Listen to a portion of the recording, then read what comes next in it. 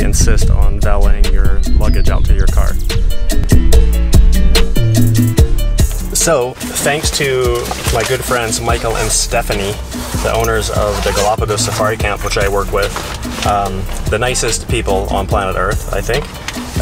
They're in Switzerland, so they were like, why don't you just use our car? So they loaned me this Toyota Land Cruiser, which is awesome.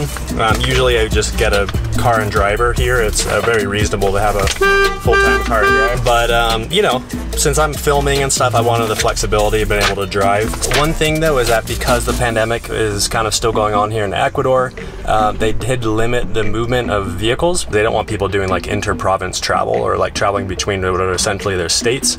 So we had to do a little bit of paperwork to get this salvoconducto, which basically just gives me permission to drive around Ecuador by myself. But I have to go find some tape and tape this to the windows. Welcome to Ecuador, please come. She helped me tape up my QR code. Yeah, gracias. Ciao. Okay, so got a couple hours of sleep last night. Woke up early because I was amped to get on this trip. Now you're probably wondering where I'm going. So I'm in Quito right now, near the airport, and I'm going to be driving north to a place called Hacienda Zuleta. ¿Cómo está? Sí, está. Okay. I got like 2 kilometers down the road and then got pulled over.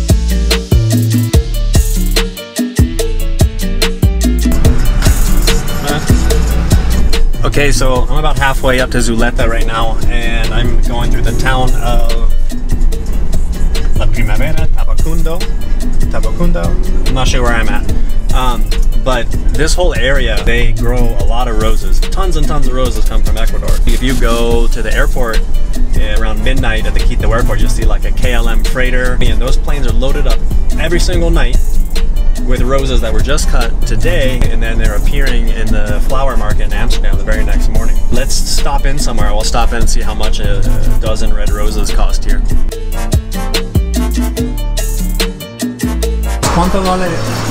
¿Cuánto cuesta una docena de rosas?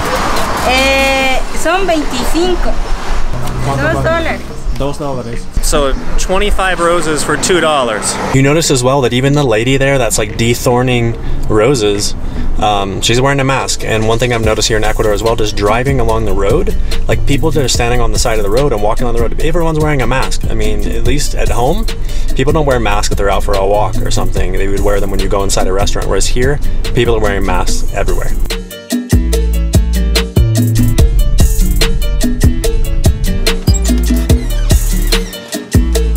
Okay, so I just stopped in Cayambe. I've driven through this town so many times and I've never tried the famous bizcocho, which are like these little pastries. What is bizcocho in English? It's like a biscotti, basically. You drive through this town enough, and I mean, every single building, that's all they do is bizcochos, and I've never had one, so we've got to try these out.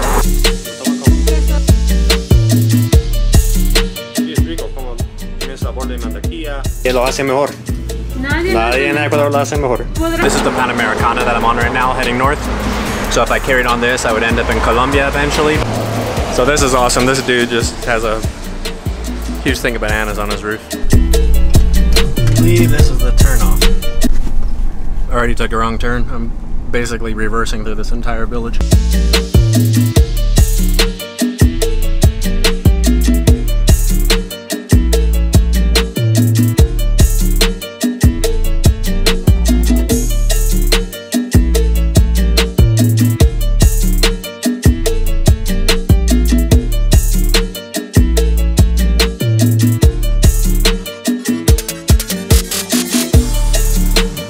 So everybody, this is Fernando Polanco Plaza. He's the general manager of Zuleta, and his family has owned this place for a very, very long time. Yep. And you're welcome to come. This is your home, so make yourself comfortable. You're the only guest here. Oh my God, seriously? Yes. Yep, You heard that right. I'm the only guest here for 3 nights. I have all 150,000 square feet of this historic hacienda building, which dates back to 1691, all to myself. I've got 22 guest rooms which I can choose to sleep in. I've got 6 living rooms to relax in, multiple dining rooms I can choose to eat in. I have over 50 horses available that I could ride. I have a 4,000 acre organic farm here to feed me, thousands of cows, an entire cheese factory, and a skeleton crew of 10 employees to look after me at the moment. And that's really just scratching the surface.